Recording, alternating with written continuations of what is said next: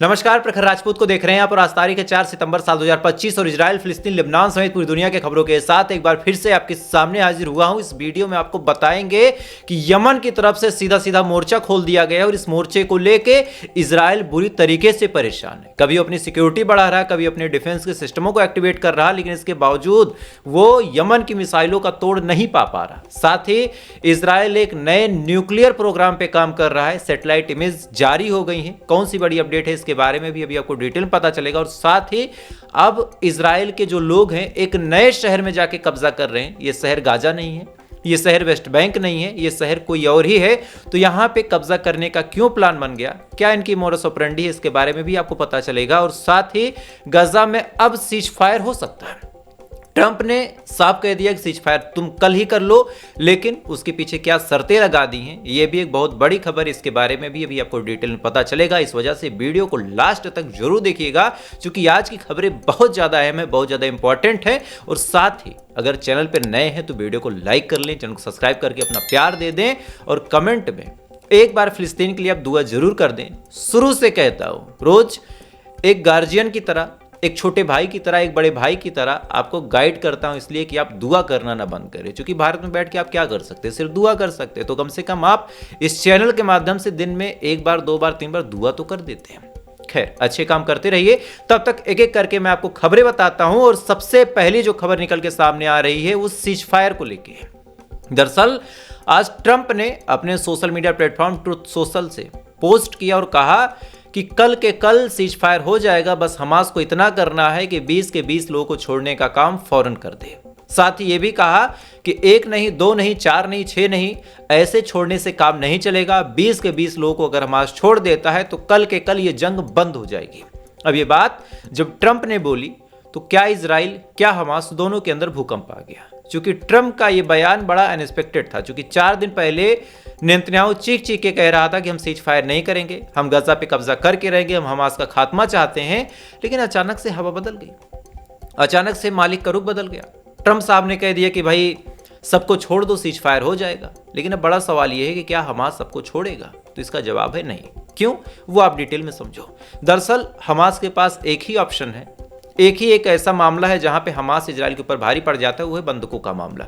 अगर सबको छोड़ने का काम कर देता है हमास और बाद में इजराइल ने धोखा दे दिया, अमेरिका ने धोखा दे दिया, तो फिर क्या करेगा? इस वजह से अपने ढाल के तौर पे लोगों को इस्तेमाल में ले रहा है और कभी भी नहीं छोड़ेगा। आज इनके टेलीग्राम नेटवर्क को मैं खंगाल रहा था, उस पर हमास का बयान निकल के सामने आया है कि ट्रंप की बात एक पागल की बात है।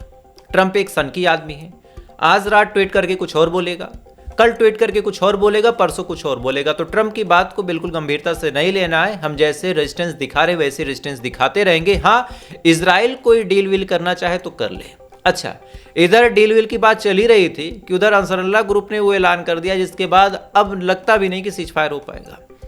अंसरुल्लाह ग्रुप ने बड़े साफ तौर पर कहा कि अगर गजा में इजराइल यूं ही अपने वो कट्टरपंथी जो नीति वो दिखाता रहा तो फिर हम वो करेंगे जो ये सोच नहीं सकते।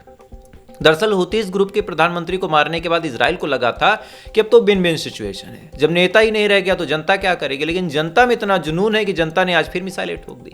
आज यमन की तरफ से फिर से बड़ी मिसाइलों का जखीरा आया और इस बार फिलिस्तीन के उन हिस्सों को टारगेट किया गया जहां पे इजराइल कब्जा करके बैठा है। सायरन खूब बजे, साउंड खूब हुआ और इंटरसेप्ट करने के लिए कैसे कोशिश की जा रही है, बाकायदा आज ब्रिगेड्स ने उसका वीडियो भी लॉन्च किया। तो आप वीडियो भी देखते रहें कि कैसे जो इजरायली डिफेंस सिस्टम है उसने इंटरसेप्ट करने की खूब कोशिश तो की, लेकिन कितना सफल रहा, कितना फेल रहा, अपने मुंह से मैं क्यों बताऊँ। आप वीडियो में खूब अपनी आंखों से देखें कि कितना सफल है इजराइल का डिफेंस सिस्टम। खैर, अगली खबर का रुख करते हैं। अगली खबर निकल के सामने आ रही है गजा के अंदर से। दरअसल गजा में कब्जा करते करते इनका दिमाग इस कदर खराब हो गया है कि जो सिनबेट हैं, जो इंटरनल सिक्योरिटी देखते हैं इजराइल का, उनका बड़ा दावा है कि हमास ने एक आदमी को हायर किया था। ये आदमी बाकायदा जो वेन गवीर है उनकी हत्या का प्लान कर रहा था। बाकायदा उसने बम वगैरह प्लांट कर लिया था, लेकिन ऐन वक्त पे शक्तिमान बन के जो सिनबेट की टीम है वो पहुंचती है और इसको गिरफ्तार कर लेती है। अब इसको लेके भी सवालिया निशा खड़े होते हैं कि क्या सच में ऐसा कोई प्लान बन रहा था? क्या वनगवीर वेस्ट बैंक और गाजा में जाने वाले थे? क्या सच में इतना सटीक प्लान हमास का था? और अगर था ही तो इनके पास इनपुट कैसे मिला? बहरहाल इसके बारे में अभी तक चाहे सिनबेट हो, चाहे वनगवीर हो, किसी ने भी कुछ खास नहीं बताया कि भाई जानकारी कैसे मिल गई, किसको हम गिरफ्तार कर रहे हैं। और एक बात और है कि वेस्ट बैंक में किसी को गिरफ्तार करने के लिए वजह कहाँ चाहिए। कल से आज तक कम से कम 100 लोगों को गिरफ्तार किया गया, इसमें एक नाम और जोड़ दीजिए। खैर, अगली खबर का रुख करते हैं। अगली खबर आज फिर निकल के सामने आई गजा के ही अंदर से। गजा में इजराइल को इतना नुकसान हो रहा है कि इसको जब आप जानेंगे तो जानने के बाद आप हैरान हो जाएंगे। इधर अंसरल्लाह ग्रुप ने बड़े साफ तौर पे कहा कि अगर गजा में इजराइल अब घुसता है तो केवल अपने बंधुकों को और अपने सैनिकों को मौत के मुंह में फेंकने का काम करेगा। ये तमाम चीजें अंसरल्लाह ग्रुप ने बोली। उसके बाद उसने मिसाइलें छोड़ी।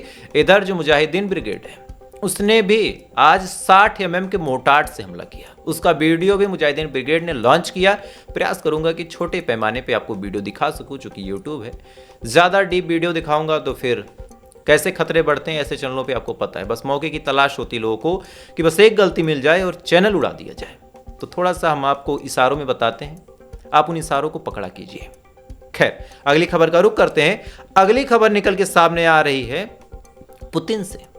पुतिन ने वो खेला खेला है जिसके बाद लगता है कि भाई झुकती है दुनिया, झुकाने वाला होना चाहिए बस। इधर यूक्रेन वाले भाई साहब लगातार चीख चिल्ला रहे थे कि हमें सीज फायर करना है, हमें बातचीत करनी है, बातचीत कर लो पुतिन साहब, बातचीत कर लो। पुतिन ने कहा ठीक कर लो। उसके बाद ये हुआ कि ऐसी जगह पे होगा जहां पे ट्रंप मौजूद रहेंगे, जहां पे पुतिन मौजूद रहेंगे, जहां पे जेलेंस्की आएंगे और ये कोई न्यूट्रल जगह होगी। ये तमाम प्लान जब इन्होंने बनाया, लेकिन अचानक से भाई साहब ने कहा, पुतिन भाई साहब ने, कि ऐसा है, बातचीत किसको करनी है।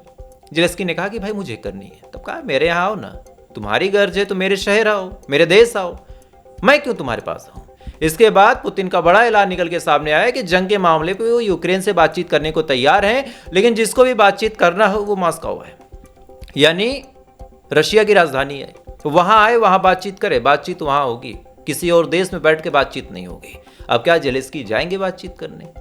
अगर जाएंगे तो फिर सीज फायर के आसार है, नहीं तो नहीं है। अब जेलेंस्की के ऊपर है कि अपने देश की जनता को ऊपर रखते हैं या फिर अपने ईगो के ऊपर रखते हैं। ईगो ऊपर रखा जाएगा तो फिर जनता मरेगी। खैर, एक और खबर निकल के सामने आ रही है कि इस समय सेटलर्स ने बड़े अजीब तरीके से कब्जा करना शुरू कर दिया है। पहले गजा को कब्जा करने का प्लान बनाया, फिर वेस्ट बैंक में लगातार ये लोग घुसते चले गए। अब एक नई जगह अल खलील, एक शहर है, फिलिस्तीन का ही एक शहर है, अल खलील पे कब्जा करने का वीडियो निकल के सामने आया। अच्छा, ये वीडियो निकल के सामने आता भी नहीं, लेकिन उस घर के अंदर जो सीढ़ी थी उस पे लगा था सीसीटीवी कैमरा। इन्होंने ध्यान नहीं दिया। और अब ताजुब की बात देखिए कि सेटलर्स को सेटलमेंट कराने के लिए खुद आईडीएफ लेके आता है, जो इजरायली डिफेंस फोर्स है वो लेके आता है, और वो बाकायदा बैठाता है घर के अंदर लोगों को और कहता है कि आज से तुम यहां रहना। उसका वीडियो लॉन्च हुआ, आप पहले वीडियो देख लीजिए।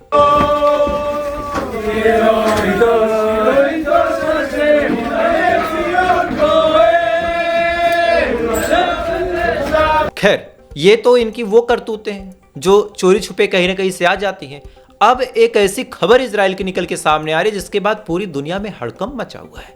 दरअसल पूरी दुनिया ने एक तरह से ट्रीटी साइन की है कि कोई भी अब अपने न्यूक्लियर रिएक्टर को एक्सपेंड नहीं करेगा। ईरान को भी बार बार इसी चीज का दबाव बनाया जा रहा है कि भाई तुम न्यूक्लियर वेपन नहीं बनाओगे, तुम अपने न्यूक्लियर रिएक्टर को एक्सटेंड नहीं करोगे। अगर करना है तो फिर यूएन से लेके तमाम अलग अलग जो समिति है उनसे बातचीत करो, सबसे परमिशन लो, वहां से इंस्पेक्टर आएंगे, इंस्पेक्ट करेंगे। लेकिन आज द टाइम्स ऑफ इजराइल और अलग अलग न्यूज चैनलों पे ये न्यूज छपी है, बाकायदा पब्लिश हुई है कि ईरान के अपनी टेरिटरी में तो कुछ नहीं दिखा, लेकिन जो इजराइल का डिमोना वाला इलाका है वहां पे कुछ न्यूक्लियर चेंजेस देखने को मिले हैं। यानी बहुत ज्यादा चांसेस हैं कि जो इजराइल है वो अपने डिमोना शहर में एक नया न्यूक्लियर पावर प्लांट बना रहा। अब सोचिए, एक न्यूक्लियर पावर प्लांट बनाने के लिए पूरी दुनिया में खबर पहुंचाई जाती है, पूरी दुनिया वाले परमिशन देते हैं, तमाम अलग अलग संगठन आते हैं, जांच पड़ताल करते हैं। खासकर ऐसे सिचुएशन में जब इजराइल जंग के माहौल में, एक न्यूक्लियर रिएक्टर पे अगर गलती से कोई भी मिसाइल गिर जाए और न्यूक्लियर लीक हो जाए तो आधी दुनिया तबाह हो जाती है। अलग अलग चार्निविल एक शहर है रशिया के आसपास, आप उसका जब इतिहास पढ़ेंगे आपको पता होगा कि लगभग 10-20 सालों से वहां कोई रहता ही नहीं। 40,000 50,000 लोग उस न्यूक्लियर रिएक्टर में मारे गए। बस यही हुआ था, एक बार वहां पे न्यूक्लियर बनाना था, गलती से लीक हो गया और आज तक वहां लीक हो रहा। जिस कपड़े में लोग मरे थे उस कपड़े को अगर आज कोई छू ले तो उस कपड़े को छूने की वजह से लोग मारे जाएं। इस लेवल की खतरनाक चीज होती है न्यूक्लियर रेडिएशन। अब आप सोच के देखिए कि बाकायदा ये बंदा बनाया जा रहा अपने देश में और इसको लेके सैटेलाइट इमेज भी लॉन्च हो गई। पूरी दुनिया में कोई सवाल नहीं पूछ सकता इजराइल से। कि ऐसी सिचुएशन में तुम बनाने की कोशिश कर रहे हो। पहली बात तो तुम कोशिश ही क्यों कर रहे हो बिना परमिशन के, और दूसरी बात तुम बना रहे हो, और अगर यमन की मिसाइल आके लग गई, ईरान की मिसाइल आके लग गई, साथ ही जो ये ग्रुप हैं, हमास हो गया, हिजबुल्ला हो गया, इनकी कोई मिसाइल आ गई, सीरिया से तुम्हारी लड़ाई चल रही, तुम्हारी सीरिया की लड़ाई में कोई मिसाइल इधर आके लग गई, ऐसी सिचुएशन में तुम कैसे कंट्रोल करोगे रेडिएशन? लेकिन ऐसे सवाल इजराइल से कोई पूछना नहीं चाहता, और इस वजह से आज कोई और खतरे में नहीं है। इजराइल की अपनी आवाम भी खतरे में। अगर रेडिएशन फैलेगा इन केस, तो क्या पहले कूद के फिलिस्तीन पहुंच जाएगा? क्या पहले ईरान आ जाएगा? पहले तो इजराइल ही उसमें फंसेगा ना। और आप तमाम बंकर बना ले, रेडिएशन से आपको जल्दी कोई नहीं बचा सकता। बहरहाल ये सवाल पूछे कौन? मुझे लगा कि इस वीडियो के माध्यम से ये चीज आपको जरूर बताई जाए। खैर, अगली खबर का रुख करते हैं। अगली खबर निकल के सामने आ रही कि आज इजराइल ने लेबनान के ऊपर बड़ा हमला किया है। लेबनान के भी आप जब किस्मत देखिए, क्या ही मुस्तकबिल है कि पहले दोनों तरफ से लड़ाइयां होती थी तो लोगों को लगता था कि ये जंग कब रुकेगी। अब अगर एक तरफ से हमला हो रहा है तो लोगों को लग रहा है कि जंग रुक गई। लेबनान में एक लेबनान रेजिस्टेंस ब्रिगेड है, इसका एक नेता था जिसका नाम था अल मुनीम। अल मुनीम को मारने का काम इजराइल ने कर दिया, अटैक करके उसका वीडियो भी लॉन्च कर दिया। वीडियो आप बगल में देख सकते हैं। इस वीडियो में आप देख सकते हैं कि जो अल मुनीम है बाकायदा एक कार से जा रहा, इजराइल के पास इसकी जानकारी पहुंच गई। इजराइल ने उस जगह को टारगेट किया, टारगेट करके लेबनान के अंदर अपने ड्रोन भेजे, और भेजने के बाद वहां पे गिरा दिया इस ड्रोन को।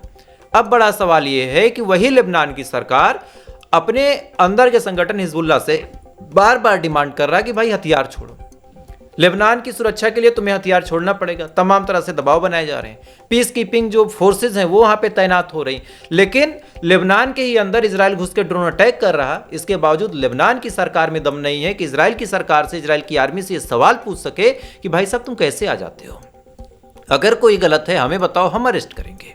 लेकिन घुस के मारता है इजराइल। लेबनान की सरकार खामोश हो जाती है।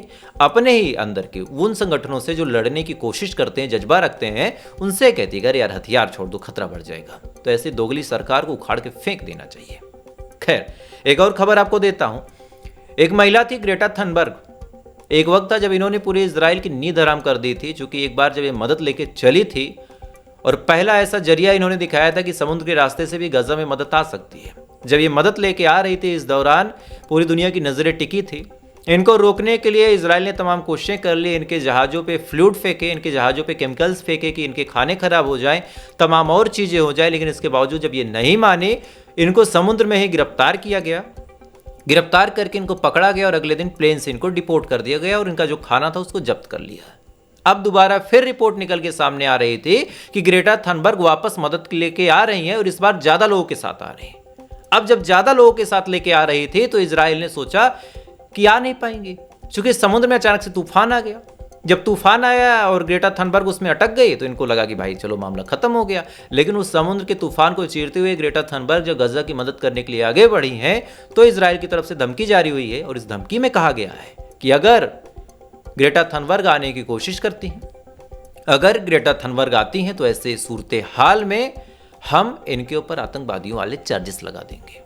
यानी ये धमकी मिली है कि अगर आप खाना लेके आती हो गाजा के लोगों के लिए तो हम आपके ऊपर वो चार्ज लगाएंगे जिसमें हम बता देंगे कि आप हमास का सपोर्ट कर रही हैं।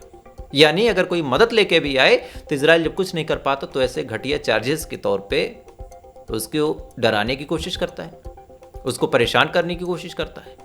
बहरहाल अगर ग्रेटा थनबर्ग हारने और परेशान होने वालों में से होती तो पिछली बार जितनी टॉर्चर की गई थी, जितनी यातनाएं दी गई थी, कोई और इंसान होता दोबारा आता ही नहीं। लेकिन आप सोचिए उस महिला का जज्बा, 56 मुस्लिम देश आज मुंह बा के देख रहे हैं, एक नॉन मुस्लिम महिला ग्रेटा थनबर्ग लेके कैसे आ रही।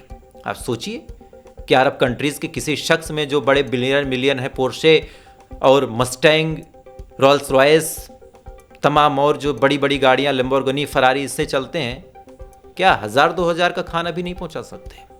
लेकिन एक महिला ग्रेटा थनबर्ग स्पेन से चली आती है, बार्सिलोना से चली आती है, ये जज्बा होता असली। खैर, अगली खबर का रुख करते हैं। अगली खबर गाजा से निकल के सामने आ रही है कि गाजा के अंदर 60 लोग मारे गए हैं। 60 लोग। इन 60 लोगों के मारने के बाद एक अपडेट आई है जो अच्छी अपडेट है। स्कॉटलैंड ने उन तमाम कंपनियों को फंडिंग करना बंद कर दिया है जो कंपनियां पैसा खा के इजराइल के लिए हथियार बनाती थी। कई सारी ऐसी कंपनियां हैं अलग अलग देशों में जो पैसा अपनी सरकार से लेती हैं, फिर हथियार बनाती हैं और उन हथियारों को बाकायदा बेचा जाता है इजराइल को सस्ते दामों पे। स्कॉटलैंड एक ऐसा देश है जिसने खुल के ऐलान किया कि अब हम उन कंपनियों को फंडिंग नहीं करेंगे और किसी भी तरीके से ऐसे लोगों को कोई भी फायदा नहीं पहुंचाएंगे, एनी हाउ, चाहे जो हो जाए। इधर ये तमाम चीजें चली रही हैं। यूके यानी यूनाइटेड किंगडम में प्रोटेस्ट बहुत तेजी के साथ हो रहा। यूके यानी यूनाइटेड किंगडम में प्रोटेस्ट बहुत तेजी के साथ हो रहा। इस प्रोटेस्ट को दबाने के लिए यूके की पुलिस एड़ी चोटी का जोर लगा दे रही है। कहीं 5 को गिरफ्तार कर रही, कहीं 10 को गिरफ्तार कर रही, कहीं 15 लोगों को मार रही है, मुंकों से, लातों से, लाठियों से। क्यों?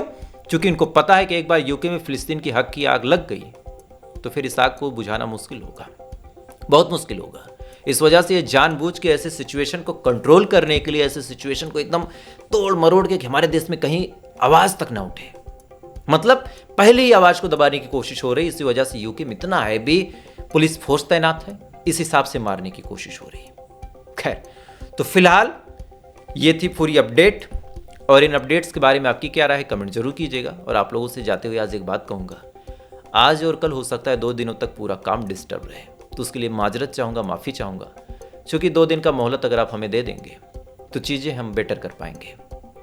1 वीडियो 2 वीडियो आपको दूंगा, लेकिन एक आध वीडियो की डिस्टर्बेंस रहेगी। बस आप लोग भरोसा रखिए, 2 दिन बाद अगर लौट के आऊँगा तो ऐसी चीज़ के साथ आऊँगा और ऐसी व्यवस्था के साथ आऊँगा कि फिर आपके सामने जो वीडियो होगा वेल रिसर्च्ड आएगा। और ऐसी कोशिश जारी है कि आपको पारदर्शी तरीके से तमाम खबरें बताऊँ, बिना पक्षपात के। ना बीजेपी उसमें शामिल हो, ना कांग्रेस शामिल हो, ना हम इजराइल की ही केवल गलती गिनाएं। अगर हमास फिलिस्तीन के अलग अलग ग्रुप से कोई गलती होती है, बेझिझक उसको बताएं। अगर इजराइल कुछ अच्छा करता तो वो भी हम बताएं।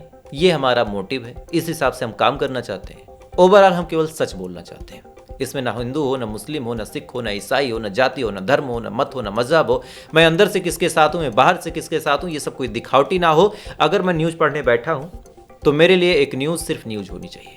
बहुत सारे लोग अपनी ईमान का सौदा कर देते हैं, अपनी भावनाओं को थोपने लगते हैं। एक न्यूज़ वाले का काम नहीं। न्यूज़ तो वो होती है कि अगर अपने भी परिवार का कोई मरा और मैं न्यूज़ पढ़ने बैठा हो तो बिना रोए, उसी तन्यता के साथ, उसी तन्मयता के साथ वो न्यूज़ आपके सामने रखूं कि आज एक परिवार में इतने लोग मारे गए, भले ही परिवार मेरा हो। ये होती न्यूज़ की क्वालिटी।